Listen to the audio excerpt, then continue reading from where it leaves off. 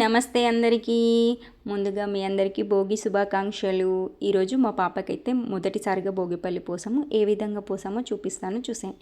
ముందుగా మా అత్తమ్మ తనకైతే నేను బొట్టు పెట్టి గంధం పెడుతున్నాను.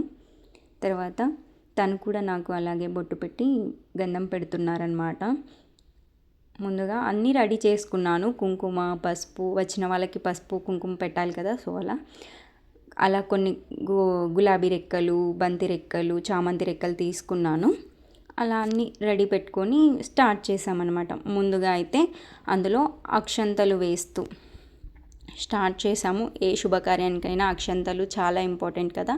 అలా అక్షంతలు వేసి తర్వాత చెరుకు ముక్కలు వేసాము. చెరుకు ముక్కలు వేసుకున్న తర్వాత నవధాన్యాలు కూడా వేసేసామన్నమాట. తర్వాత జీడి గింజలు ఉంటాయి కదా, అవి కూడా తీసుకోవాలి. తర్వాత శనక్కాయలు, చిక్కుడుకాయలు వేసి అత్తమ్మ నేను అయితే మొత్తం మిక్స్ చేస్తున్నాము. చివరిగా మర్చిపోయాము, నాణ్యాలు కొన్ని చాక్లెట్స్ కూడా యాడ్ చేసామన్నమాట. ముందు అవి వేయడం మర్చిపోయాను, క్లిప్ మర్చిపోయాను, అందుకోసమే మళ్ళీ యాడ్ చేశాను అనమాట. వేసి మొత్తం కూడా మంచిగా మిక్స్ చేసేసి, అంటే అన్నీ పట్టుకుంటే వచ్చేలాగా నువ్వులను కూడా యాడ్ చేసుకోవాలి. క్లిప్ మిస్ అయింది. ముందుగా అయితే వచ్చిన ముత్తైదుతో పెద్దవారితోనైతే మేము పాపకి భోగిపళ్ళు అయితే పోపించామండి. నాకు బొట్టు పెట్టి ఇక్కడైతే మా వారికి కూడా పెట్టేసింది.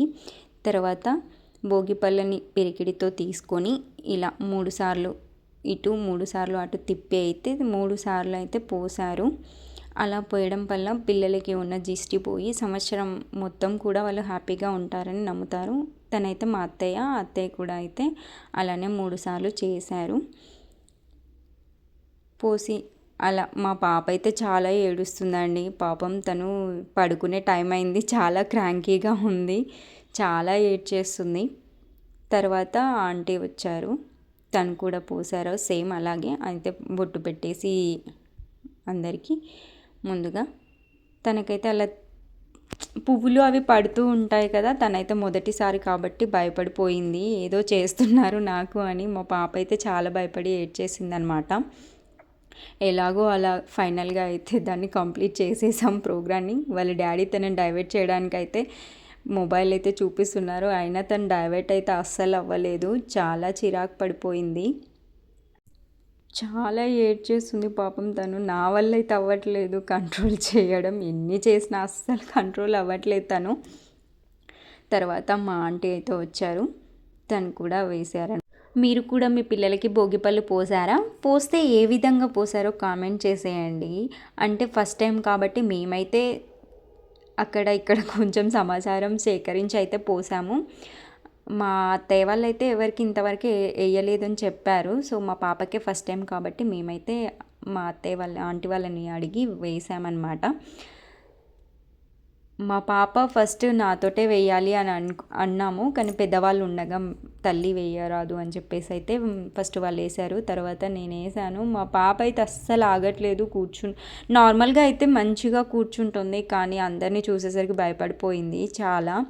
అలా ఇలా అయితే నేను వేసేసానమాట. ఇప్పుడైతే వాళ్ళ నాన్న వేస్తున్నాడు, నేనైతే టాయ్స్ తోటి ఒకటే ఆడిపిస్తున్నాను. తనైతే అస్సలు నా మాట కూడా వినట్లేదు. తనైతే మా మామయ్య గారండి, తను కూడా వేశారు. మొత్తానికైతే ఈ సంవత్సరం మా పాపకైతే పెద్దవాళ్ళ ఆశీర్వాదం చాలా చక్కగా అందించారని నేనైతే కోరుకుంటున్నాను. అలాగే అందించారు కూడా అందరు. లాస్ట్కి అయితే అందరం కలిసి హారతి ఇచ్చాము. మా అత్తయ్య గారు అయితే పాట పాడారు, చూడండి.